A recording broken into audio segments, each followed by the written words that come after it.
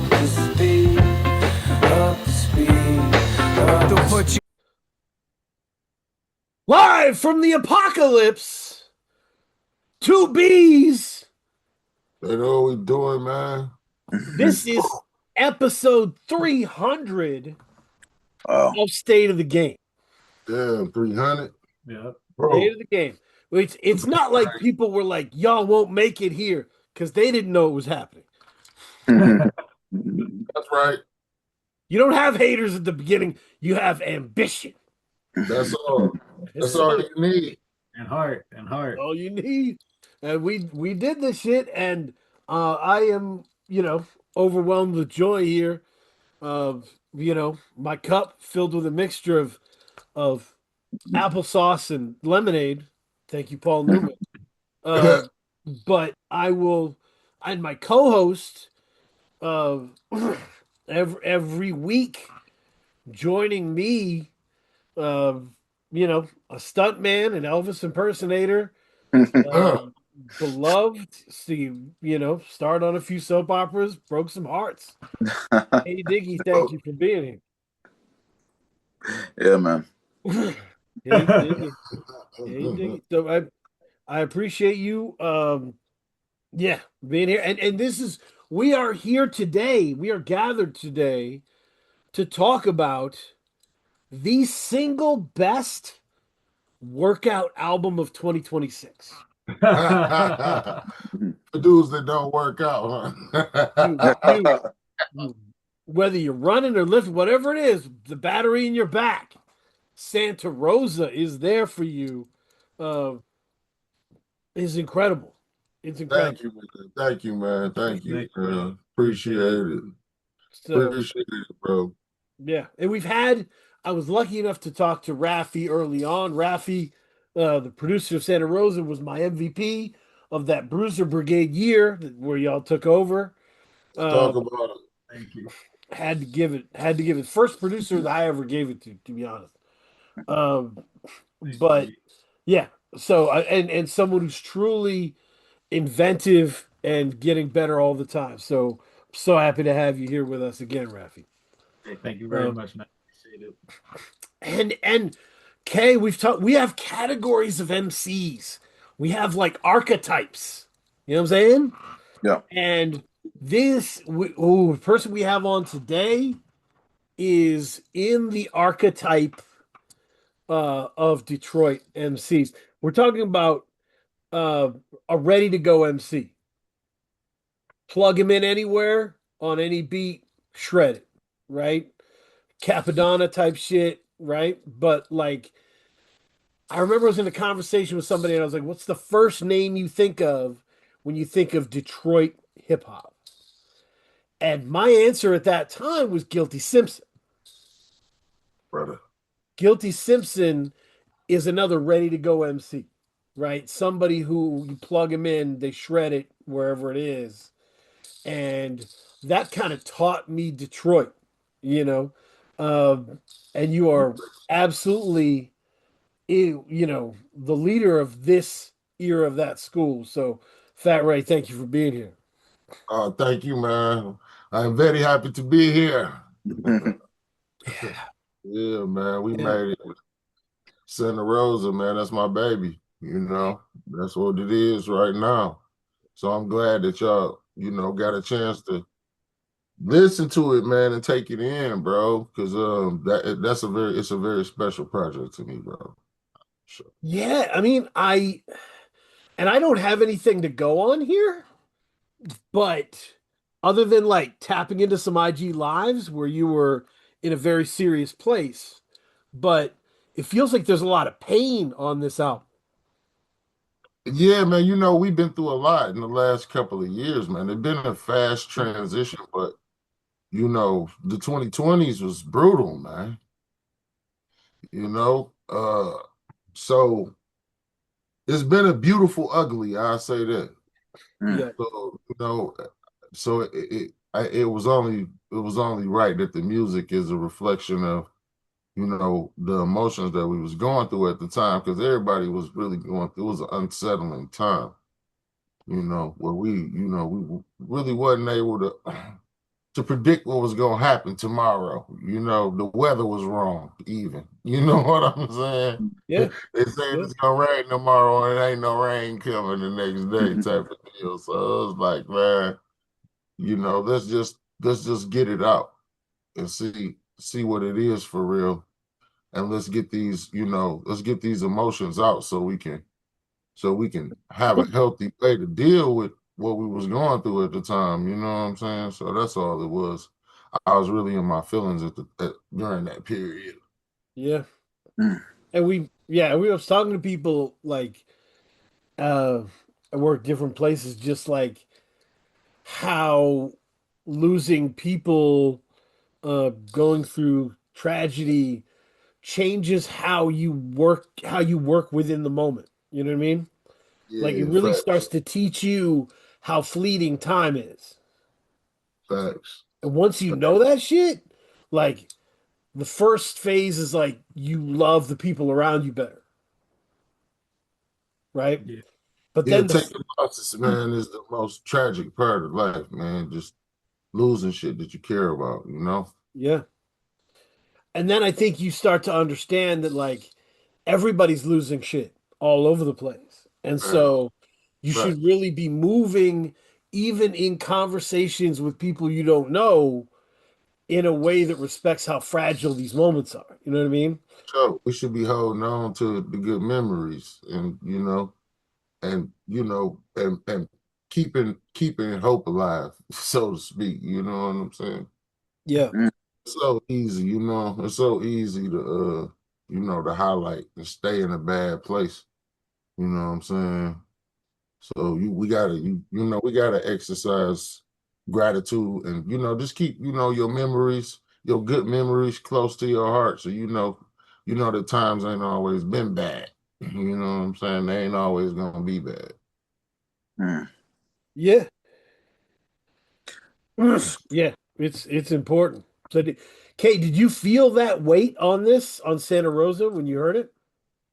Yeah, I mean, how could you not when you heard that opener? Right? Rap City in the basement. Oh my Rap City God. in the basement. Yeah. Yeah, I mean that the opener was the best. I felt like that was probably the best opener I've heard this year for an album. And I think you're right. It set the tone for what to expect throughout the rest of the project. It was a good tone setter. Yeah. It's crazy that y'all say that because we was actually conflicted through the process of letting me be that transparent with, you know what I'm saying, how we was gonna open up the album. You know what I'm Mm. saying? Yeah. It was one of those things that, like, once I had made up my mind on it, though, it was like, okay, we doing it, we just gonna jump. You know what I'm saying? Fuck it, because that was one of those records that I didn't intend on writing that came out in the Bruiser house through homies talking shit. You know what I'm saying? About us not going deep enough. Right. Right. Just let's not, just keep surface level rapping. So it was like, okay, I feel you. Mm. So that was one of those records that came out in that reflection period. And I never really didn't know what my intentions was gonna be for that record. Once I did it, it was just I had to get it out during that period of time. One of those things. And it ended up, being it ended up being one of my favorite records. Mm. And by default, just because of the conversation that I was having with myself on the record. You know what I'm saying? Right. Right. Okay. It was like, okay, this song right here is realer than real. You know what I'm saying? It's it was one of those things that I had to really go deep within to do. And through a lot of my writing, it's been a lot easy for me to write a lot of records. It's like second nature. But that record, it was different. I was like, okay, when they hear this, they're gonna know that I had to really think about this. Yeah, it was crafted. That was a story song that was crafted. Where are you at, like, in terms of the project? where were you at in the project when you recorded this song? Was it early? Was it later? Was it kind of in the middle of the recording of the Me and Raphy, we was doing so much during the time because we had just came off of Santa Barbara, so we was just back in recording. I'd say it's the middle. Yeah, it was No. somewhere roughly in the middle. Yeah, 'cause Yeah. it was something we recorded and like it wasn't, I don't know. I played the beat. I didn't expect to get that when he rapped to it. And yeah, we didn't know what to do with it for a minute. And it wasn't something, I mean, I always loved the record. I knew it was amazing, but yeah, we just didn't know what to do with it for a second until we started filling this out. Yeah, Mhm. that's interesting. So like that, and so you guys already had songs in the tuck, and you were looking at this like, how does this fit with those songs? Where would it be? Kind of Oh thing. yeah. Yeah. We had already recorded a majority of the records for Santa Rosa, and we was just going through them, trying to put everything where it was supposed to be, and that one record was just sticking out like a sore thumb. Like, why did I do this? Yeah. And so it was like, okay, it came to a point where it was either going to be the intro or outro. And Sure. we were trying to figure out what, if it should be the last thing that y'all heard or the first thing that y'all heard. So I felt like the nature of the record, and because it wasn't that long, that we probably should just let it kick everything off and just let the introspective minds get to working and do what they're gonna do with it, and let them know, it's gonna be a conversation piece. It's gonna be one of those things that everybody got their own interpretation of how they feel about it. You know what I'm saying? And it's something that we all should be interested in hearing how people feel about. So I'd be wanting to know how, for sure, like how did they receive that? Like, because we was in the wait, just trying to see like what people was gonna think when they heard it. You know what I'm saying? Or if it was gonna be, if we did make the right decision by, what I'm saying, doing that. You know what I'm Yeah. saying? Yeah, it would have been a weird way to leave the record, I think. Like it would have been interesting to be like to leave the record in that place. It Mm-hmm. definitely feels like the beginning of the story. Yeah. For sure. So yeah, I think you guys made the right decision. For Um, sure. yeah. How's the response been to Santa Rosa? How's everybody been feeling? Man, we've been receiving so many accolades and so much blessings, and it's all good. And it's always like that. The ones who get it, and we love it, and we got a relationship with those people. You know what I'm saying? It's just we haven't broken out into the wider, um they we for some reason we haven't breached those conversations with, with the who's who and what's what, or what's going on. I'm cool with that, because I ain't never intend on being everybody's cup of tea, if Right. that makes sense. I know I'm for a specific type of listener that has a specific type of taste in hip hop and in music in general. So I'm cool with that, but I just don't want to be slept on. That's my whole thing. Yeah. You know what I'm saying? Give it a proper listen, and like you listen to everything else, give me that same opportunity. And if you don't like it, fine. But don't turn deaf ears towards me, because I'm organically an independent artist. I never had the luxuries that your favorite artist had. Right, right. Yeah, and I will tell you, um, the people that love Fat Ray the most are rappers. For sure. I can respect that, you know what I'm saying? I respect that though. It, And you like know I how said, like there are some fighters that they're so fun to watch that after the fight you're walking around popping jabs around your for house. sure. That's how listening to Fat Ray is for someone who raps. It's just like, oh, let's go, and I can't tell you how many people I've run into who have been like, I'm on a Fat Ray deep dive right now. I'm listening to Perseus, you know. My dog.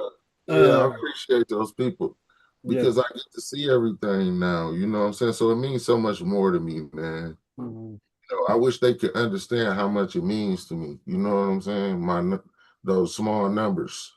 You Yeah. know what I'm saying? Because they everything right now. You know what I'm saying? Mm. And you know, if I had the means like Young Jeezy to show my fans how much I care, bro, they know so much. You know what I'm saying? I just want a fair shot in this shit for real, you Right. know? That's I just feel like I deserve a fair shake. And whatever comes after that, I'm ready to deal with, you know. But fighting from a disadvantage, it don't feel good when you know what I'm saying. When you put a lot of work into what you do, you know what I'm saying. Yeah. What do you think is working against you? Um, Everything, because we didn't go the traditional method with nothing, and because I understand what comes with going against the grain. You know what I'm saying. Mhm. Like I said, I'm not an artist who got a bunch of inventory behind me. I ain't an artist that come with a lot of artillery. It's just me and my brother. You know what I'm saying? Mhm. Or it's just the brigade, or it's however we coming. But we coming the same way every time. It's gonna be 200% for me because I ain't got nothing else to give. But at the same time, it's hard to be a mark. It's hard being a marksman. It's Yeah. hard being a sniper, bro. Yeah. I You hear know, you. you got to try to live a normal life when you really just about execution, bro. When you really just want to keep getting on the roof. You know what I'm saying? But unfortunately, I haven't been allotted the life where I just get to be a rapper. If I just got to rap, oh, you know what type of problem they would have out of me, bro? Yeah. I mean, that's what like listening, that's what's so good about listening to you is that you're like in the hands of somebody who lives and breathes this shit. Like Man, it's like watching Kyrie bring the ball up the court. because I want to give my fans the music so bad, bro. And it's like, this shit it costs money to play. You know what I'm saying? And I wear 20 different hats. I'm a dad. Yeah. You know what I'm saying? I'm everything. You know what I'm saying? So it's like when you gotta take your time and manage your time properly, you know what I'm saying? A Yeah. lot of times, Mhm. your dreams gotta play the second fiddle. And that's, it just hurts having that surrealness, knowing that I got fans all around the world who enjoy my music and I love them for that. And I want to get them more music and I want to have that, you know what I'm saying, relationship that they got with their favorite artists. You Mhm. know what I'm saying? But the chances of us being able to do that is like, the odds are stacked against it because of the powers that be. Now, if I could figure out a direct to contact way to get to my fans, and and streamline and have that relationship, I'll be their favorite rapper. I'll be their favorite rapper. I know I would. I know I would. Because Music I got Brigade I Discord. got You gotta get something. I got some shit. I got some shit for my fans, bro. I got some shit for people who love music. I got some shit. I wish I could just lay it all out in front of everybody and just let them take what they want and run, bro. But it's it's a process to this shit, man. It got to be taken. Yeah. Mhm. I hope to get to that place where that my fans end up getting my whole back catalog of music because I didn't get to release a lot of music throughout the years because of political shit. It's all been political, bro. And I think, yeah, and I think that is like that's one of the reasons you are doing so well now is because that political arm of the industry that puts gates up and it's kind of dead. Like you just do what you do, you can put it up in a number of different ways, Yeah. and you And know, it's different for us. Like my fans need to understand what's going on with us. At right. 10,000 independent sales, we're coming on the road. Mhm. 20,000 independent sales, I'm coming in your backyard like Lil Russell. Right. 40,000 independent sales. We're not going nowhere. We're here. That's why I need my fans to embrace this Santa Rosa because it only take a couple small numbers to put us outside for real. Yeah. We're almost there. We had a good start. And I appreciate Bandcamp for showing us the love that they did because they didn't have to show us that love. It was all organic. We didn't pay a dollar for nothing. We didn't pay no bots. We didn't get no marketing company.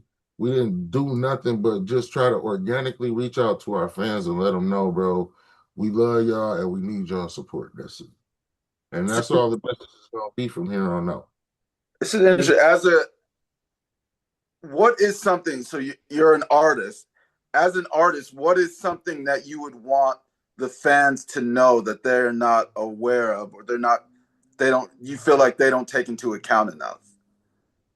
Um, well, all my fans, everybody know me for a different reason. Mm-hmm. So that's the question is like, how do you know Fat Red? Everybody knows me for a different reason. And a lot of people don't know. They know me for multiple different reasons and don't know that's me. You know what I'm saying? So Right. it's like I wish people could connect the dots with me and see who I really am and understand, like, you know, it's not just one thing with me. I've been checking all the boxes since I was a kid. I was on the street. I came up under Dilla, Proof. You know what I'm saying? Bugs, Fuzz Scooter. Like these the guys that was outside for me. Guilty Simpson was one of the first rappers that I recorded with when I came out the house as a kid, 16, 17 years old. You know what I'm saying? Like I was at the hip hop shop looking in the window at D12 licking batteries for special powers as a kid. You feel me? Like it's a lot of things. Like I'm one of the rappers that got the torch passed to me by his elders, and I have permission to rap Yeah. from my elders. You feel me? It's different. Yeah. I mean, I think that makes sense, Kay. When we talk about, I warned you early on, Kay, that anyone who is trying to tell you that regions don't matter is kind of the ops. They're working against you. They're, because and over time, this kind of, hey, the internet, it equalizes everything. Don't worry about regions. It has made it so people who are hip hop fans are not entrenched in the history of Detroit. They're not entrenched in the history of Houston, right? They're not cognizant of like where this sounds come from, which makes it easier for people at the top to kind of borrow sounds whenever they want. Right. Yeah, for sure. Because then they're like, "Oh, you're copying Drake," and we're like, "No, it's the other way." Yeah. Yeah, Crazy, like that. I wish people knew what class of MC that I represent before they listen to me, so they know how to properly place my music. the way I would frame it, Kay, is like Fat Ray is from a different time when you had to rap on whatever. If you bumped into a friend and he's like, "I make rap beats, but they're like disco beats," you were like, "I'll figure it out." You just went over the house and you ripped it. Like you didn't necessarily get to be picky about what you rapped on. You were rapping, and You and know that something? that made it a different. Sometimes you're at a party and you're rapping over music and the vocals are still on the music. You're actually fighting the vocal track. Like it that was a different kind of MC, you know? And that's the era I think Ray's from. Out the crates. Yeah. We Yeah. don't know what the DJ is gonna play, but you got to be ready to rap. He Yeah. coming out the crates. It's 1,000 records in the basement, and we live recording. DJ Infrared in his grandma basement. We down there with 1,000 records, fresh off the hip hop shop, and we recording live. So we gonna play this shit back. If you come and ask, we gonna listen to this shit all night, and they gonna keep playing it. If you ever come ask, it's on tape. You can't erase it.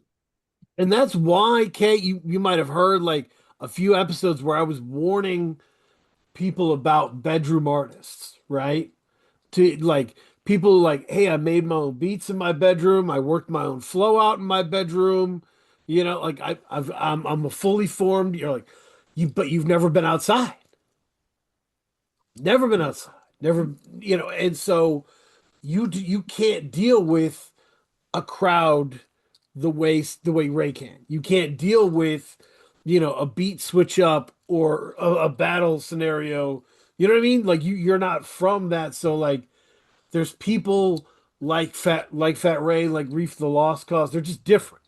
It's just different, you know? Because they were outside. They, in a big way. For sure. Like, was it's just connections is crazy. I Yeah. give you one crazy story that happened to me. So you already know my Barack Records connection. So you know Slum Village is in my history. Mhm. Elzai. Mhm. Elzai, one of my favorite rappers. You know what I'm saying? For multiple reasons. But that's one of my guys. Like seeing him, how he move in the booth, how he record, watching him record, you gonna know instantly like he's top five, Yeah. like of all times. Like his recording method is impeccable.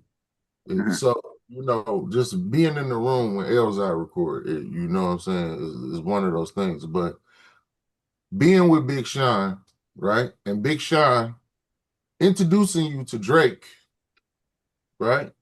Drake, this is my man, Fat Ray. Drake say, I know who you are already. I Damn. hit him with the cat face. How you know me? Elzai is my favorite rapper. Check and mate.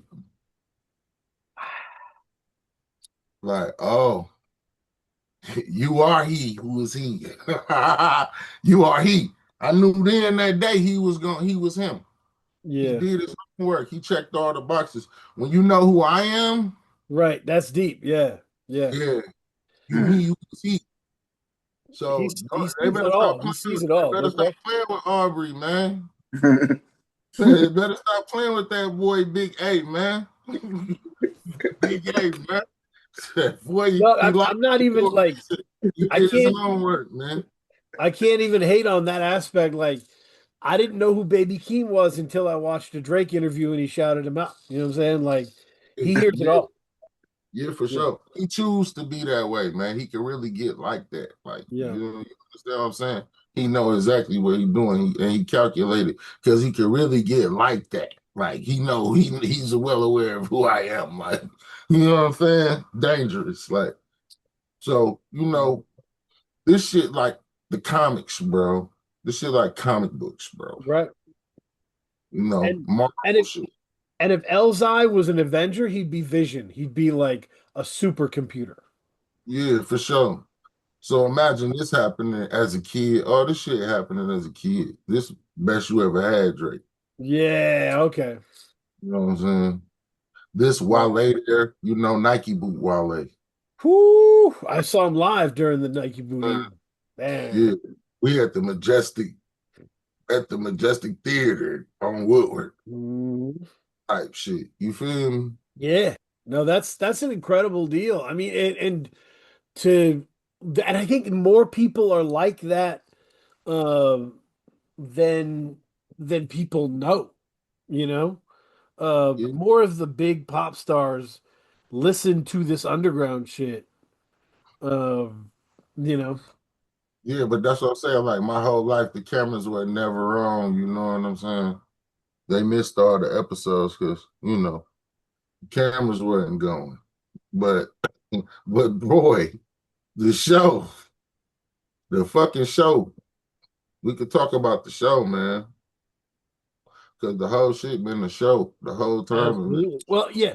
You remember like Doja Cat was on IG Live talking about Homeboy Sandman being like the best rapper in the world or something. Like you just never know who's ahead and who's not ahead. Um, Facts, it, facts. it's crazy. So Everybody got favorites and new shit. Rightfully so. You know what I'm yeah. saying? So Raphy, Yes, when sir. I just wanted to say when Santa Barbara dropped, that's when I knew it was on. Santa Barbara started the invasion that year. And I remember looking at the cover and thinking that this was the coldest music imaginable. Like the music brought cold weather with it. I wanted a coat, you know, Yeah. listening to it, and it was like I was like, I needed this Detroit shit back, you know. Um, you where you live in a place where the cold is an evil villain, and you just fucking survive it and shit. Um, and in Maine, it gets similar like that. It was just that, it was a feeling that was like, oh, we've been missing this shit. Um, and yeah, so it was a thing. And Raphy did a bunch of those beats. Did you know immediately this was going to roll into a full album, or when did you guys know that you would go For for Santa Barbara or Santa Rosa? Santa Barbara to Santa Rosa? Yeah, yeah, definitely. We was already talking about doing the part two right after. Mm. So we started working on it, and then just life and other things, and the timetables got moved around, and waiting for features, and and getting all that things lined up. But yeah, we knew we were gonna start doing it immediately. The sound definitely changed as we were working through it. So Uh, what was the? I'm sorry. What was the timeline? So when did you start working on Santa Barbara? Probably maybe a couple months after started Santa Barbara shit like Yeah, 2018. 20. Oh wow, 2018. Okay, and then it came out 2021, Yep. and then you started Santa Rosa in 2021. Yep. Probably a few months after that. Oh After Santa. wow. And then when did you finish that one? Shit. I think like recording wise, Yeah. like recording wise, probably 2 years ago, and Oh then just wow. getting the mixes and a couple of features approved. Oh Uh, wow. Okay. So going you through. would finish the recording, the bulk of the recording, and so you spent years fine tuning. Yeah, yeah. Oh wow. Okay. And going back and forth with Ray about track listing, because he wanted a longer album, and Mhm. I wanted something, short and concise and gets the point across. Yeah. Mm. Uh, and not that, and the other cuts that didn't make it, I mean, they're fire. I'm not trying to say they aren't fire, like they're fire, but I just felt like some of it just didn't make sense. Not didn't make sense, but just like, it's like you have a great thing, right? You know what I'm saying? Sometimes you might be doing too much, you know what I mean? Yeah. Yeah. And No. that's what it was. I was conflicted the whole time because I'm like, we ain't dropped in a long time. We got to give them 32 records. Yeah, Like, yeah, yeah. I want to overkill, like, I'm like, bro, just unlock the chamber. He like, nah, man, we got to give them the heroin shot. I'm like, man, this time to unlock the floodgates. We Well, might not have another tomorrow. Like, but also like my hesitancy too was like, as we made this album over this time, like some of the sound changed, you know what I mean? Like we were trying other things and some of it, when we got to this final product, like I felt like sonically, at least we're not even talking about it. Some of the beats is like, nah, I just don't fit. see, he don't like none of his beats. He don't like his beats. That's why I enjoy picking Raphy beats Yeah. because he does so many beats. Raphy does a million beats. Yeah. Yeah. So Raphy got a million beats, and he's not particularly in love with nothing. He just makes a million beats. So I'm sitting there like, "Ooh, this a gem," and he like, "I don't see it right." But then when we do the record, he like, "Oh, I see what you was trying to do." But he wasn't never particularly on that. You know what I'm saying? Right. Raphy want the distorted, dirty, grimy, super grimy shit. The shit that it don't matter whether you like it or not. You know what I'm saying? It's just it's tinkered to fucking annoy you. Like Hey, you know what I'm I'm to say saying? this, you guys gotta like this version of Santa Rosa, the mix one is a very cleaner version of what I initially Yes, intended. yes, for sure. Mm. Version was definitely a lot muddier and a lot more, radical distortion. Yeah. No, Mm. It yeah, was good, but it was both, but through it all, the whole process brought out everything that y'all got. You know what I'm I saying? love it. I love it. But yeah, it sounds like you were like ready to go mixtape era lunchroom type like ton of tracks and just do it. Yeah, you already know, man. I had them. We got them in the tuck too, boy. We got some stingers for shit show out there process. Some of You my know, favorites that make Kay, the you know cut. where I used to get my Detroit hip hop from back in the mixtape era? Well, There was a website called the Dirty Mitten, the Dirty Mitten. dirtymitten.com, bro. And it was all the Detroit fucking hip hop that was out. It That's was like Fizzler in the Bay, but for Detroit, and it was called the Dirty Mitten. I was trying to find the blogs for every fucking like big city and just follow that shit, you know. man. Um, I love the blogging motherfuckers, man. They kept me alive. Like bloggers, bro. I love them, man. yeah, All the dudes that just take time out to care about music, man. That shit mean the world to me, bro. So I yeah, always try to get them, I always try to give a salute and let my peoples know how much what I'm saying. I see that shit. I'm seeing that shit.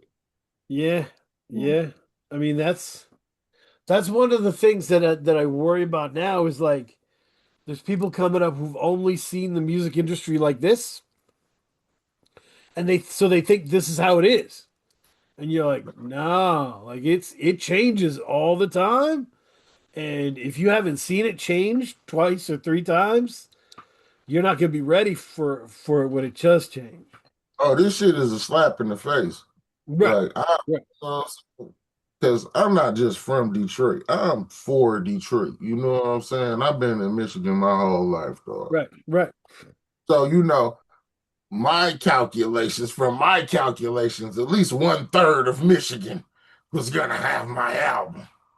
You know Right. what I'm saying? Okay.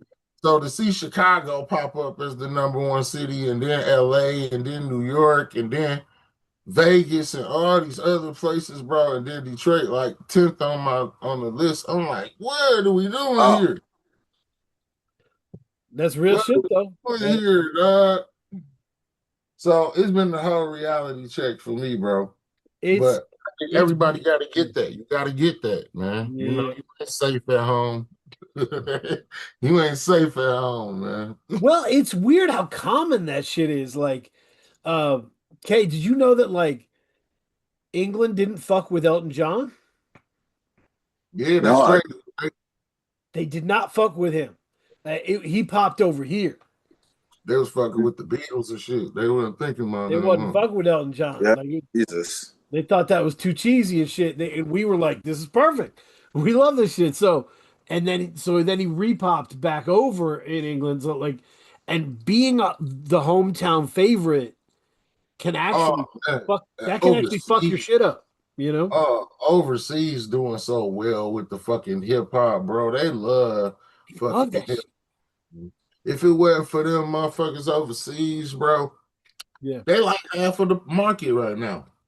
Right. Solid, Yeah. solid. They buying vinyl. They fucking, they want it all. They archiving shit. They booking the artists, bro. You What know, country or I city know were it's you? bad overseas for me for What, sure. 'Cause, yeah, what country or city were you surprised to see pop up on your list? man, like I had listeners in Czechoslovakia, Yeah. Tanzania, and shit, bro. Yeah. I'm like, damn, there's people listening in Tanzania, bro. They can't how did like music is just transcending so many different boundaries, bro. And I wish I was in front of that. You know what I'm saying? System that Spotify got to get all that. I wish I was in front of all that access. You know what I'm saying? To my core fans that's out there, them 600, 700,000 listeners that can stream my music on Spotify. You know what I'm saying? I wish I could make that translate over the bank count and then we can come outside for real. I You want. feel? I'm just picturing two people in Tanzania. One of them taps the other one on the shoulder and goes, "He got Black Thought on this shit." Facts. You feel me? Facts, bro. That's wild. That was a blessing in itself, man.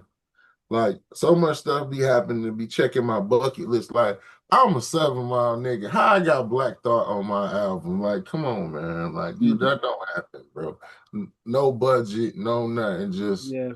I'm I'm talking about, bro. I'm your organicest independent artist, bro. I don't really do a lot. I don't do a lot outside of the nature of things that is good in nature. If you don't feel good in nature, bro, I ain't with it. They already know. That's why they don't really say my name, because they probably know 9 times out of 10 the answer is no if there's any kind of fuckery involved. So they're like, nah, Ray ain't going. Ray ain't going, dog. But it's I'm, cool. You know what I'm saying? I, It's I'm, cool. I, I can't tell you how unique the way Black Thought is moving around the industry right now. Like I was telling this to I work with two people from Philly. So I was talking to them about it. I was like, there's fucking nobody at his popularity level that's doing this. Black Listen, Thought walks around like a goddamn Highlander. bro, you never in life get to be that cool, okay? He is superhumanly cool. Do you hear me, bro? Like that happened because of him. I had Right. nothing to do with any of that. Okay. That was that started from a conversation between him and Hex Murder. Okay, that's why y'all got that record. Because Amazing. he loves Hex Murder. They're brothers. Mhm. He reached out to Hex inquiring about me. And Hex, of course, he sent me the screenshot like, look who wants to know about you. So I'm like, oh, not the God. Matter of fact, tell him this, tell him this, tell him I love him, and send him this, sir, and tell him to check this out. Let me know what he think. Thought is popping up on the most elite MC's records and being like, I will cut your head off and take your power. Like that's he's like Bro, hunting people. It's the fact he insane. even entertained it Yeah. was a blessing on my behalf, and you know what I'm saying. I think I'm thankful to him, forever grateful to him for that. And then you heard what he did, bro. Yeah. Can you imagine me as an artist getting that back, bro? Do you know, bro? Like, come on, man. Come on, man. That's like getting one from Hove, bro. Right. I ain't gonna lie, it ain't really too many more notches. That was like getting one from Hove. Like who else you gonna get one from? Like come on, bucket list MCs, top 5 dead or alive. Who else you want a record from, bro? Right. Right. I mean, Like you I'm got like, if Black I never Thought and Woods on the same album. You're like, talk shit about that. Like, there's no if way I you if talk I shit. if I never do anything or get another chance to put another record out ever, my bucket list, a lot of the shit on my bucket list is checked. Record with Jay Dilla, thing I did it as a kid already. Feel me? To transition and have records with Billy Woods for one, phenomenal. Yeah. Mhm. Thought we get to cross those boundaries. We ain't gonna even go there with Woods because he a whole nother monster in itself. Just to have that, respect, that mutual respect, and have that situation, and that built off of just just honor for the craft. You know what I'm saying? That relationship coming as well off of honor for the craft. All of these things just built off principle, man. And we received all of these blessings just off organic principles, man. It wasn't no politics, wasn't no checks involved in that whole process. It was love, principles, a lot of sweat, a lot of tears. All the organic stuff came into play. So I knew the tape was gonna work Right. because it was so much vested in it. It'll work forever. I just hope it just start hitting the hands the way it's supposed to. So we can have these conversations. So we can get back to a place in hip hop where the morals is relevant again. The integrity is back in it again. And we can start having intellectual conversations again about our craft that we care so much about. Right. Speaking of the craft, I had a nerdy technical question for you because you are like in terms of the Woods thing, you're fancier than a lot of people give you credit for, and Woods is a lot more rugged than people like to admit. It's that meetup. So like you guys make total sense together because you're similar. You're very similar. It's just It makes they don't sense. want I to never admit looked that at all the it like time. But that. like It makes it's sense. with you, one of the things you do that I think is so fucking cool is you will reshape classic verses, hooks, Mhm. and in a way that's so thorough, like the changing out of the words, everything, but the melody is pinpoint that it takes a while to be like, wait, this is what is this? You know, and you're like, and it You know, might that's not be. always been one of the things that I love most about hip hop and about rhyming, bro, is that we got these timeless moments that we all had with hip hop. Yep. It's our thing, you know. We had this growing up as kids. Like I skipped school to go get Wu-Tang Forever. You know what I'm saying? We caught the bus from Cass, you know what I'm saying, to a mom and pops to go get Wu-Tang Forever. You know what I'm saying? You know, so these experiences, every word that came off that tape resonated. You know what I'm saying? So we got these moments in hip hop. We all can just start organically and catch each other. I bomb atomically. Mhm. Socrates' philosophies and hypotheses. Everybody, you know, everybody can jump in and join Yep. you know what I'm saying? That thing of ours. So it's like I never want to let those moments die. I always got a moment in time ringing in my mind that's just like reign supreme moments. And it's like, okay, let's figure out a way to translate this to my listeners and see who remember this, what remember this moment in time, so you know where we at with it. You know what I'm saying? And we not copying, we paying homage in the sincere way because we're taking what's there and we're lifting it up. Mm. I'm giving it praise. I'm praising it and I'm praising it for appraisal. I want other people to come and put value to that thing in that manner of honor that I'm speaking of it in.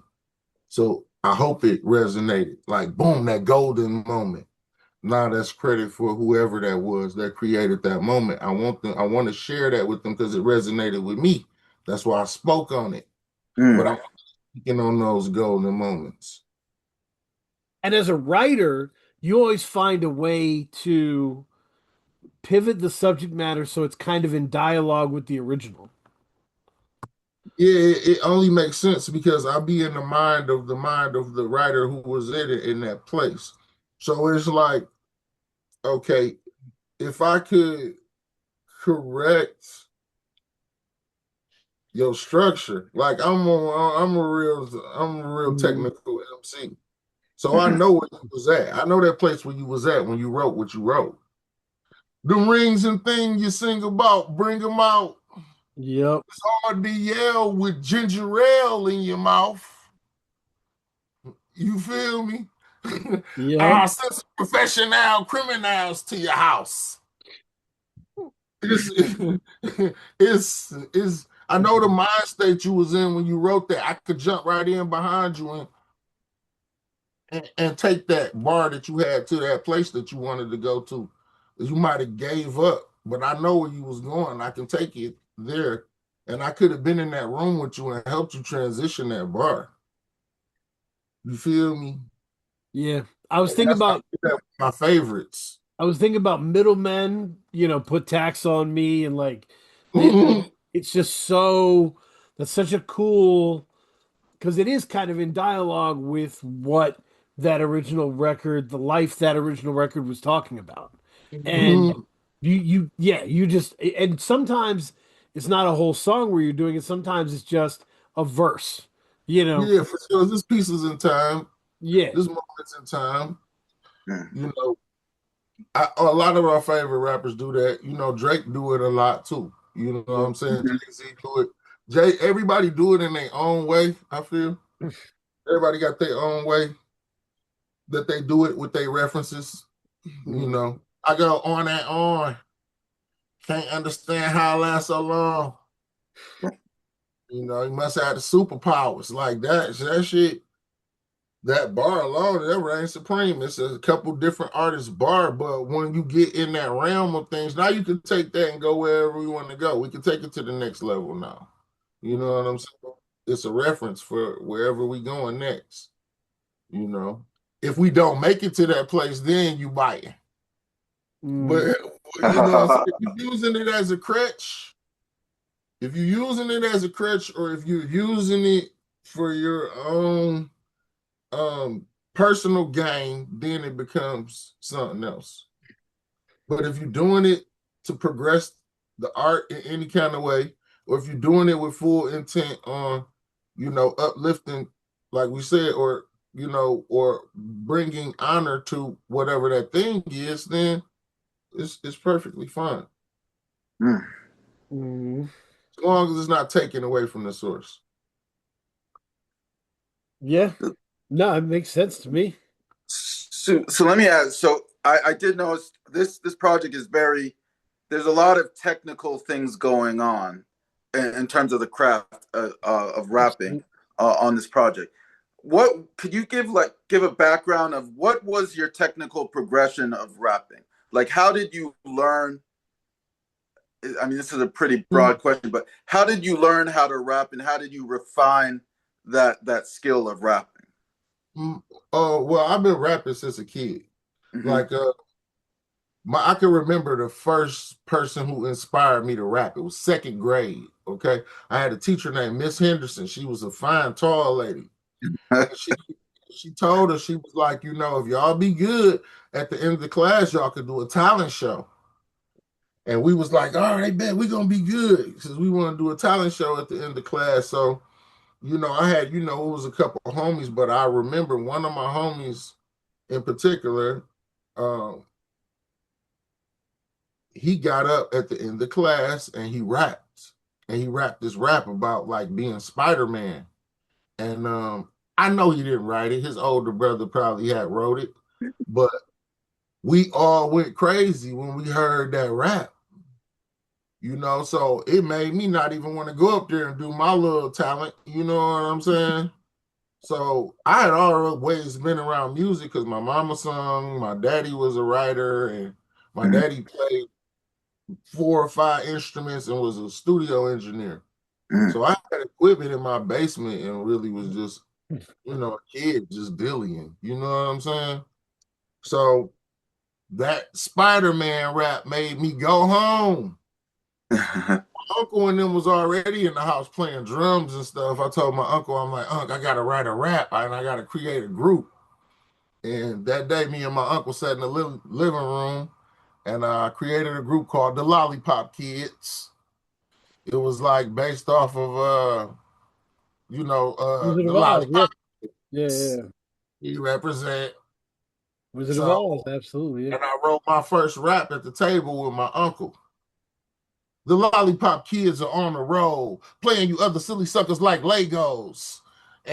And so I wrote the rap. I get to school the next day, and in the class, it's my turn. You know, talent show again, same scenario. And I rapped today, and I rapped. I did my rap, and the class went crazy. And after that day, I was like, man, I don't never wanted that feeling to leave me. So I went home and I just wrote more songs. And I wrote more songs and I wrote more raps. And I just kept writing raps with the intent of just being lyrical. And my name was Ray the Lyrical at the time. That was my rap. So I started out as Ray the Lyrical, and I used to beat on my chest to find the rhythm. That's awesome. Can you flow? What can you say? What do you know?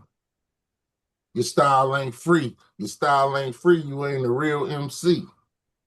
You ain't a real MC. You ain't an MC if you can't rap like me. If you can't beat your chest to the beat like me, then you probably can't eat like me. You know, shit, that's how I learned. off of That's dope. Yeah, that's that's deep. Second grade, man. That's beautiful. second Uh, grade. yeah. No, and this like really what I wanted people to know about the lyricism, Kay. This is not just turn the beat on and he spits. This is not that, right? Like there's crazy hooks on here that are amazing. There's singing on here that's dope, right? Like Ray knows all the song structure things you can do and uses them at the right times. You know, the first song needed to be 2 minutes unbroken. Here's the story. But some songs they needed some singing. Some songs, different tempo. We're switching up, going faster. Like it's adapting to what the song needs, and Ray absolutely can do that. He's not frozen anywhere. Mhm. Yeah. What's crazy, my thing, not to cut you off, bro. But my thing is how the songs translate live on stage. And that's what Mm, they ain't got a chance to see for real yet, man. Santa Barbara translates so well on stage, bro. I'm talking about no ad libs, no nothing. Just the music playing and me. mm, That tape translates so well, bro. Live, it's crazy. I damn near, hope we get to the day where we can do a tiny desk or something where people can see how that the would be prowess really crazy. come across, bro. Because they don't understand just hearing it on tape, but when you see it live, it's a total different experience, bro. You were thinking about that when you made it, or did you just find that out I'm after? just the type of rapper, like, Mhm. I'm so eager to say everything in your face that I'm saying. It don't hit right unless you can see I it. said your face. I said everything on that tape with intent of saying it in front of you. Mm. Yeah. It's kinetic energy, right? It's not there's nothing like there's no like, there's a hidden vibe here. It's like this is going, it's propulsive.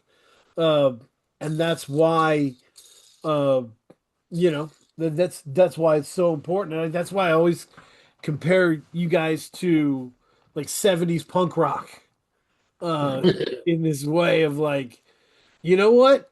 You guys, we're going to break this down in a simple way that's still going to be inventive, that's still going to fuck you up, uh, but it's going to be game changing. So, uh, Raphy, question: as someone who hates your own beats, I uh, don't like the beats. I just make a lot of them. So there's no, I don't particularly love them, but like there's no like favorite here. Like there's a favorite today, but I'm making something tomorrow, so it doesn't matter, you know? so on Santa Rosa, what is your favorite beat on there from you, To and be what is the beat you were most worried about and didn't, unsure of? Two Beats is my favorite for sure. Yep. Yep. Unsure of. Damn. Hmm. That you had to be talked into. Mitch Green. Mitch Green. Okay. I just yeah, I don't know. I thought the record was good. I didn't like, singing the bars, they're there. I just didn't think the beat fit as well. I wanted something darker per se for Mm, the tone of that record. But I think it being more melancholy, I think that was a better vibe for sure. mm. I'm glad you grew with it, man. I'm glad you grew with it. Um, but yeah, no, it's fantastic to see you branch out. I was really happy that you did Continental Breakfast with Shrapnel. It Uh, was a guy. Shouts out to Freeman Curly and shouts out to Steel Tip and the Dub. Guys, good people, man. Real good people. yeah, I remember when they came here to Maine, and we were like, well, I was kicking it with Prem Rock. I'm like, what are y'all listening to on your tour bus? And he's like, just Bruiser Brigade, man, all Bruiser Brigade. Shout out Free Rock. So it did not surprise me when the Raphy album came. I was like, oh shit, they did it.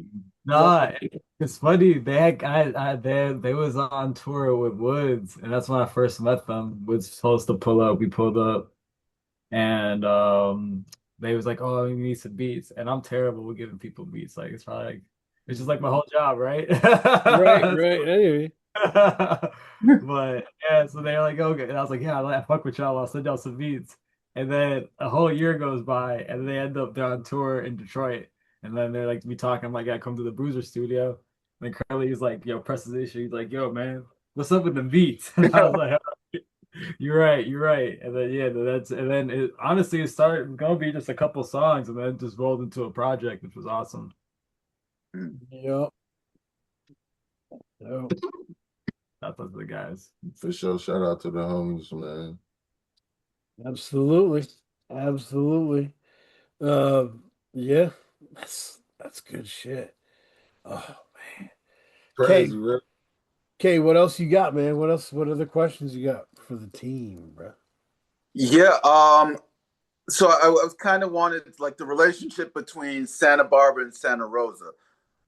When you finished Santa Barbara, what were you trying to? What was your goal? Do you have any goals or intention for Santa Rosa that you wanted to do to explore? Like, what was the thought process from going from Santa Barbara to Santa Rosa? I'm gonna let Raphy answer first. I want to make a harder album. Like, not that I'm saying Santa Barbara wasn't a hard album. I thought like was something that was just more banging. You know what I'm saying? I feel like Santa Barbara is a very like it's a great listen to album. You know what I'm saying? But I want something to like bump. You know what I mean? Like Yeah. really bang. And that's what was my intention when I went to Santa Rosa. So the beats I was making, what I want him to rap on. You know, and the type of shit I was pushing for. That's what that was the goal, something that was just bumping. So yeah, like he says, when you hear it live and you see it live, it's thumping. You know what I'm saying?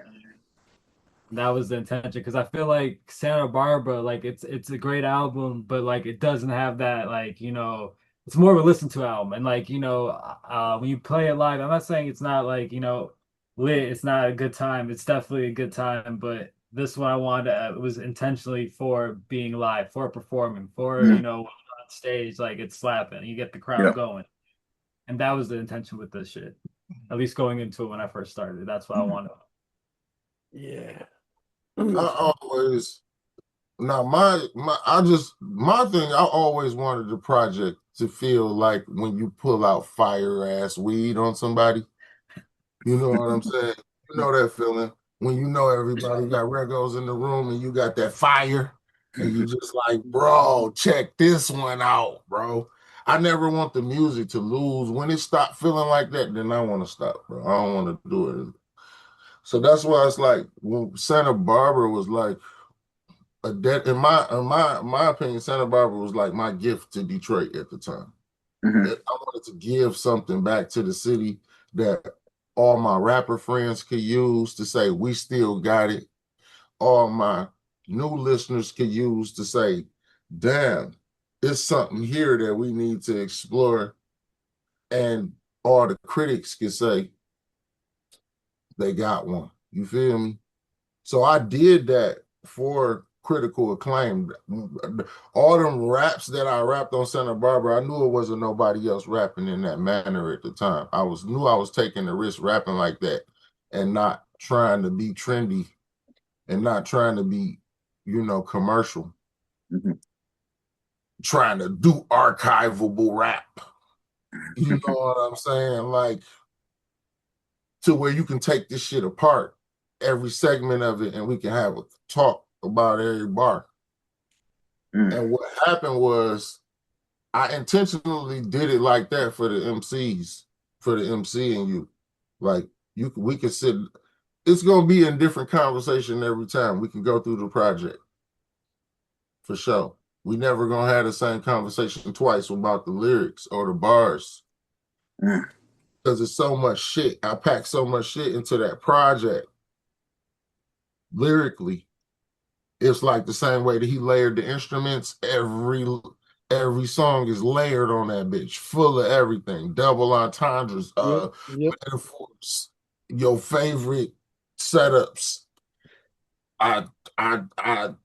It was just the only way that those records could be translated. I translated them from a Detroit rap standpoint. if you lock the best, one of the hungriest rappers in the room from Detroit with these beats, what you gonna get out of it? And that's what the formula was. And what happened once we dropped the tape, first person that gravitated towards it was Alchemist and Bandcamp. They picked it for the album of the month. That's when I was like, okay, Al hit me up instantly and text me like, you got one, y'all got one. So I was like, all right, I'll fuck with it. I know what's up. And then Virgil Abloh DM me and said, bro, the pictures you painting with the music right now is going crazy. And I'm like, Virgil? Like Virgil just called me? Oh man, there's something different going on in Santa Barbara. I had to go back again and listen to it again. Like when Virgil called me and was like, I want to use it. I'm going to use it for my radio show. I got an imaginary radio station. I'm going to use the music, curate it, bro. You going crazy right now. And me and Virgil, I built a relationship with Virgil based off of Santa Barbara. And we was locked in, bro. We was locked in. I love Virgil, man. Yeah. That was my dog, man. He reached out to me off of music. Could you imagine Virgil just hitting you up? That's amazing. Yeah. I mean, and I remember Santa Barbara Drop just listening to Top Ramen over and over again, man. Just And like, then my greatest achievement ever came from Santa Barbara, okay? I got a Harvard Crimson review, okay? A 5-star review from the Harvard Crimson. I didn't even know they listened to hip hop, okay? That's wild. The Harvard Crimson, bro. Like, I'm like, oh, bro. I got a 5-star review from the Harvard Crimson, bro. That's amazing. Yeah, so I said Santa Barbara's something special, man. It was bigger than me. That was bigger than Nino Brown. That's amazing. Yeah. I mean, it's and you when you were talking about your lyricism that you could have conversations about any of these bars. There is a bar that I've been talking to myself about Okay, over the let's past talk few about days, bro. Like it's been a conversation I've had that's really interesting. And I don't even know if I'm interpreting it the right way, but that's like so it's about Eminem taking the warm shit in the pool. exactly. What you think I'm gonna say? If M took a warm shit in the pool, So like it the way I've been talking dialoguing with myself about that is like what Ray's kind of saying here is like you can criticize people however you want to criticize people, but like you can't come to me and talk crazy about Eminem and expect me to yes and you. that Because too. I meant it on multiple levels. What I'm saying is, I'm little bro. yeah, You can't even discuss Eminem and you ain't relevantly talking about me. I'm little bro. right. I'm the problem here. Yep. He's so far away from y'all world of things, bro. He's Lord status. Like, you can't play with Marshall. I've been watching Marshall since him and Proof was battling underground rappers for $50 after school. Like, Proof, like, you can't fuck with me. Don't nobody want to battle Proof. You Right. like, you can't fuck with the white boy neither. Oh, we can't fuck with you, but we'll eat the white boy ass. We'll no Diddy. Right. Right. But then the white boy come in, rapping colder than Proof, and take your money and hurt your feelings. Yeah. Okay. Like my first time hearing the Slim Shady EP, I didn't know he was white. Right. You understand what I'm saying? He was rapping that tough. Like Marshall is a whole nother monster. You're not about to play with him for real. He Yeah. unlocking a whole nother chamber in him. Like these guys are choosing to be this way on purpose. This is their character they chose to give y'all. They are pure. Marshall is pure, unadulterated. Right. MC animal, bro. You cannot play with him, bro. He embarrassed a whole room full of MCs with the sleight of hand, like Michael Jackson with his glove out the window with this rap shit. Right. Like, And that's what I was thinking about in terms of like if me in Maine with some other people are talking about our displeasure with this and that from Marshall's direction, we weren't there with to see what you see, right? man, To I know what am you got. conflicted. Yeah, I'm conflicted, bro. Marshall Yeah. is the I never shook Marshall hand before. Bazaar is one of my closest friends. Swifty McVeigh is one of my closest friends. The Nine, I love him with all my heart. Proof was my big brother. I've never shook Marshall hand. I'm an extra in 8 Mile. Fuzz Scooter is one of my closest dogs. Yeah. I run shit like an ass with legs, massive leg to leave your cabbage red. I'm similar to your ass in a casket dead, massive spread of acid heads. Come to abort you like a bastard egg. That shit you said got you standing on plastic legs. These my brothers. Right. Like I'm outside as a kid dealing with this. Him, Bugs. I never shook Marshall hand. You know what I'm talking about? He's Yep. that. You can't just supersede shit and start talking about Eminem. Like, you've been through this whole city. I started out trick one of my my uncle. You know what I'm saying? He Right. told me to sit down and be quiet as a kid in the Outcast. Like, y'all, you know what I'm saying? I was really raised in this shit. And I think honestly, that's why like you can't come up to people from Chicago and start talking about Common in any old way, right? Like there's a different feeling there. There's a different connection because Common kind of blasted this to another stratosphere in a way like Eminem did for Detroit. Like, and so when you're talking to people, like you need to put it in context, right? And be like, this is, yeah. I So, got songs with Jay Dilla, bro. I right, never right. shook his hand. You hear me? Yeah, Proof, my dog. I mean, Girls with the Boom video. B.R. Gunner, we produced it. yeah, You shook his hand, dog. Danny Brown is my brother. right. We talk about a whole nother type of monster. You can't even, as a rapper, you shouldn't even be able to be allowed to say his name unless you have a certain plateau of lyrically. Mm. Period. And it ain't even got nothing to do. This is minus all the industry shit, minus all the Elvis shit. We talking about bare knuckle, Brad Pitt style Fight Club, in the streets, no cameras, nigga. None of that. Hoodies and Nike Tech skis and Mm. bars in the dark alley behind St. Andrews. Who want it? Like Black Air nobody Force want to One call style. They don't Black, want to summon Marshall. Black Air Never Force even One. gonna get to shake his hand. He gonna slay. Like, what are you gonna do? I'm the man. I'm a whole different. That's what I've been thinking about. That bar sent me, man. It was. I appreciate that. What you think I'm gonna say if M took a warm shit in the pool? Mm. Yeah, I came from that class. I came from that school of things. We unlocking all them chambers for you. Like, you can't come around here playing with me. Like, what you think I'm gonna say? I hear you. If you love Absolutely. Marshall, what you think I'm gonna say? In the memory of all them things, what you think I'm gonna say? I was outside. Yeah. No, it's vivid, bro. Like, I appreciate that. So Kay, give me your we talk about runs here on the show a lot. We talk about our favorite run of songs on these records. And so on Santa Rosa, Kay, give me your favorite run. I mean, I like the ending, but I think my favorite run is that middle section of Santa Rosa, K. Dot Pool, Good Sense, and then High Score. Wow. I thought Yeah. you were gonna go the beginning, Kay. I thought you were gonna get No, I mean, I loved the Rap City in the Making. That's my favorite intro on a technical level in terms of, because we talk a lot about album sequencing and building. So I thought that was like a great thesis statement, great introduction.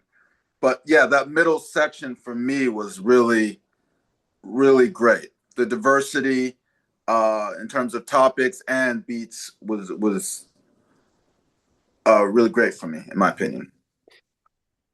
I love that. I love that. Yeah. That's a great pick. I didn't expect that from me. I'm gonna go with High Score, Lockdown, Big Worm. Yeah. See, he went exact. See, he picked the. See, yeah, I know what you like, bro.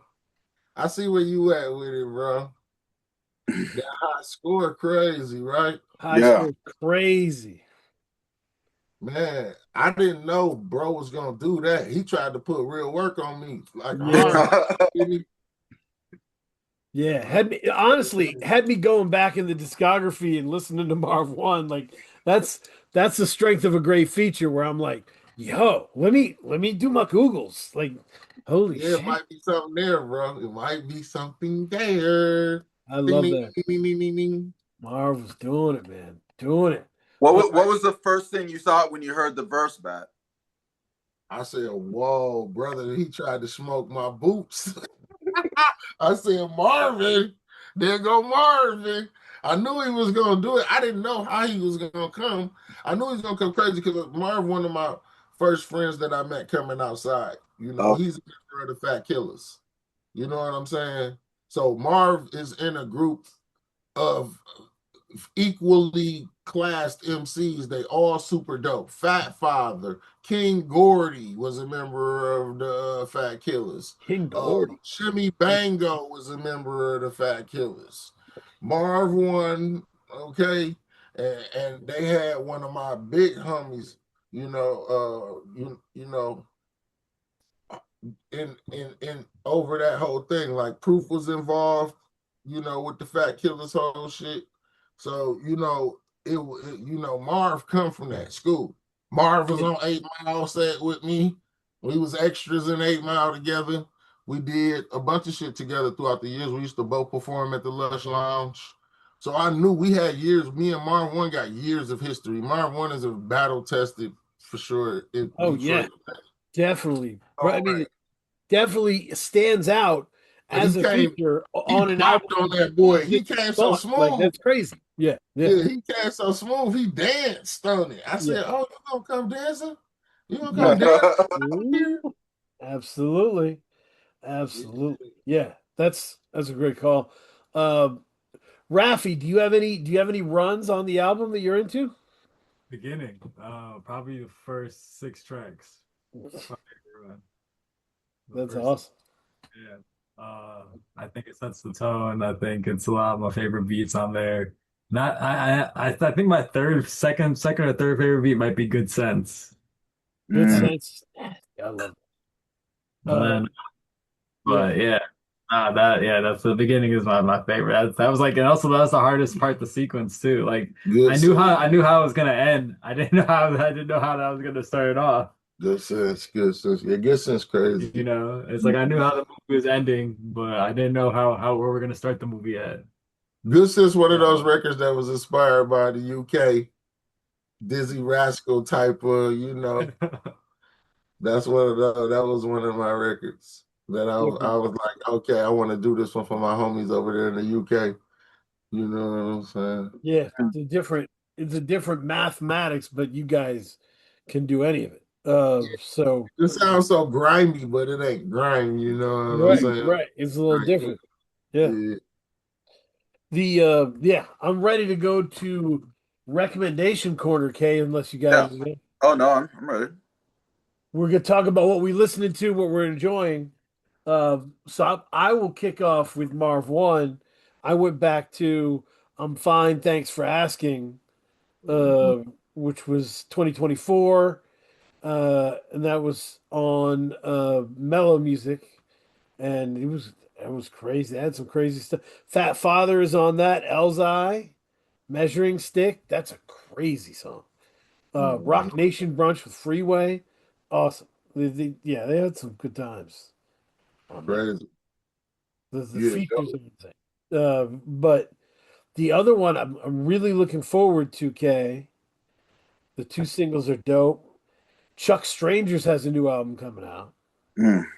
Okay. A Glory of the King's Hand. And it's man, it's sounding good. It's sounding good. Yeah, lots of different production on it too. Because Mhm. usually Chuck kind of produces it. Right. He's not. He only did track three as far as it's listed. The rest of it, he's got Preservation. He's got Nice. Kenny Siegel, Alchemist, Animos. Ooh, it's All-star lineup. looking serious right now. Theravada, track one. It's I'm very interested to see how that comes out. Opened the contact list and got everybody there. Um, Another shout out to would say the third one, a lot to unpack. Jason Griff, Alex Ludovico, that dropped May 12th. It's it's interesting. Like there's a lot of stuff that goes on. It's personal and all that, but the metaphor is baseball. Baseball is a continuing theme through the album. So it's really funny. There's a song called "Discussing Baseball with My White Friends," which features Jesse the Tree, Alaska raps well. So, and there's a West Side Gun song that's really crazy where he does his West Side Gun impression, and it's awesome. Oh yeah, West Side Gun type beat. It's crazy. So yeah, I'm gonna check uh, it out. I'm gonna check it out. yeah, and yeah, Jason Griff as a producer is a monster. So, love whatever he does. Uh, Kay, what have you been listening to? So Sonny Rollins just passed away on Tuesday. So I got into so he took a sabbatical for a few years where he just practiced on the bridge. So I started to listen to some of his post sabbatical albums. So he has one called The Bridge, I love the bridge. I and then love Sunny Meets Hawk, yeah. we did with Coleman Hawkins. Uh, yeah. So The bridge used to be my go-to cleaning the house jazz. yeah. Oh my God. Yeah, Mm. the bridge is dope. Love Sonny Rollins. So Hmm. yeah, always shout out to him. Um, yeah. Raphy, what are you bumping? Right now I'm bumping Boko Youth, Gusto.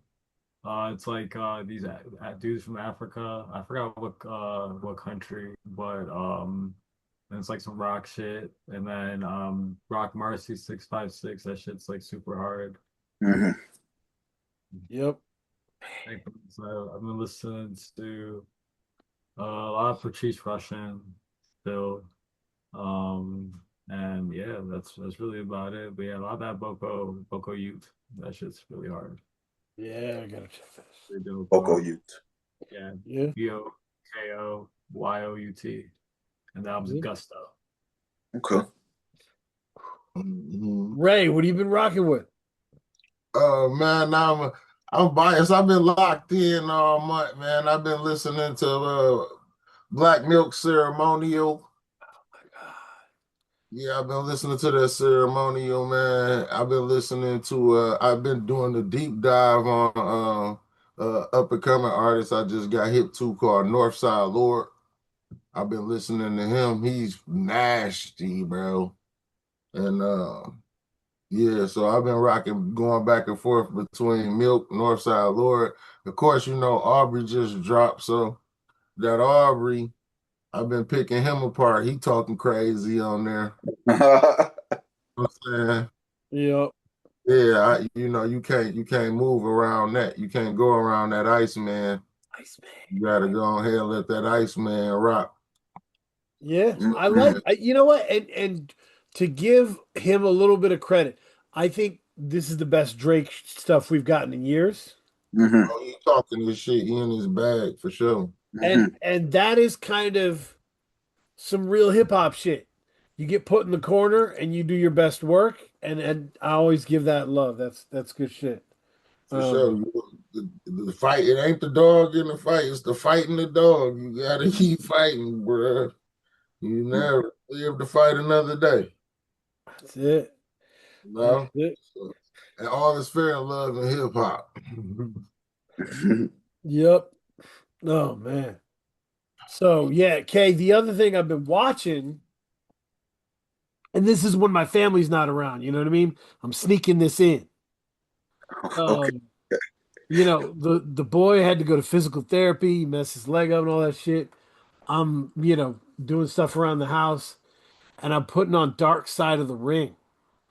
Oh yeah, When it crazy. came out back in like Side of 2020, I didn't watch it. I just didn't get a chance to, but I've been in the mood and I'm watching these crazy stories about wild shit that happened in wrestling from the 80s and the 90s, and that shit is nuts. You seen that Bruiser Nuts. Brody? The Bruiser Brody shit is crazy. Crazy, right? Everybody should see the Bruiser Brody episode of Dark Side of the Ring. That shit is nuts. Insane. Yeah, yeah, Yeah, it's a couple of them that's crazy, bro. crazy. My man's who got killed over in Mexico, bro. Who was that? Superfly Jimmy Snooker, was that him?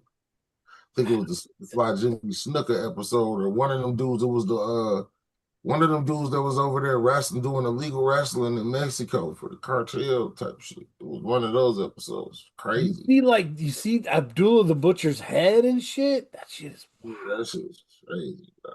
Yeah, wow. that's crazy. That Dark Side of the Ring crazy. Never knew them wrestlers was going through that shit, bro. That shit's wild. That shit. Oof. Yeah, but it's a heck of a series. Yeah, people should check that shit. I mean, a lot of people probably already have, but it's a good time. You won't be bored on that. But wow, that shit, man. We're very grateful. As Ray said, when you see all these people, like we are rocking with heavy streams in all these different countries. You know what I mean? Canada, uh, Africa. We're all over the place. Right. Uh, and UK. We're all over. So I'm so happy that we're finding people. We had last week we had a Janet Jackson episode, right? Um, and, we had Amani Roberts on as our kind of R&B expert. He just not posted, but he's selling a book that he wrote about R&B groups, Quiet Storm book. Uh, and Excellent, man. he came on as a guest. And so I just posted a screenshot, and then I'm like, y'all should buy Amani's book. Somebody immediately replied, and was like, I just copped it. Like, you and K's recommendations are great. People like really fuck with what we recommend. That's I can't tell y'all enough. I think the power that you have here is where you put your money. You can't stop the person on the radio who you think sucks, but you can make sure that your money goes to the person who you think is better. Facts. Facts. You know what And I'm that's saying? yeah, for sure. I mean, that's where all this shit's moving to. It's gonna go direct to consumer. That's where all this shit's gonna slowly shift to. That's what we trying to do. The streaming shit's not gonna be a thing that's gonna be It's forever. not going to survive. Yeah, yeah. No, I'm with you. Yeah, Time. yeah. Yeah, it's gonna be back to that hand-to-hand combat, dog. Stay open. Stay open to that shit. I like it. Welcome to my world. No, let me stop. And by the way, I do need to know where I can buy this Bruiser Brigade bucket hat that you have on, Red. Mhm. As a hat person. Funkmob.com, man. You can go on funkmob.com and get the hat with the jacket to match, man. Shout out to the homies over at Funk Mob, man. Funkmob.com, man. I'm on it. I'm on it. Follow Bruiser Brigade, Bandcamp, follow the socials.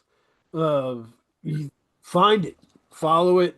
Uh, yeah, they are the X-Men. Yeah. We exclusively on Bandcamp, man. You ain't got to go far. One place. We ain't gonna move it from there. We gonna leave it right there for everybody to go get it until we get, we gonna come with another surprise and they can find it somewhere else soon. But right now, we exclusive to Bandcamp. We rocking with Bandcamp. We gonna let everybody who want to find it go on Bandcamp, man, and YouTube.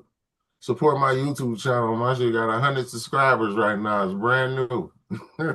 Woo, follow the Fat Ray. See everything. We can see everything, man. Yep. See Follow everything now. the Tap in with us. Empire YouTube channel. Follow it all, man. This is Facts. great. Fat is great on YouTube. They know what time it is, man. know We what need all time the it is. love we can get, man. Like I say, 10,000 independent sales, we coming outside. Wherever they want us to come, man, we out. We coming. But we need the fans to help us fund the dream, man. So that's why we created the music. We put a lot of time, money, energy, all that into this project. So you know, we need the fans to support it and buy it and, you know, and share it and Yeah. do all that stuff that come with loving music, you know. Your checkbook keeps them I skipped outside. school. I skipped school for the Wu-Tang forever, man. You know what I'm saying? We really was different with how we treat the music different. It's easier for them to get the music. Nah, it ain't no excuse. Absolutely. Absolutely. Funkmob.com. Get a bucket. What?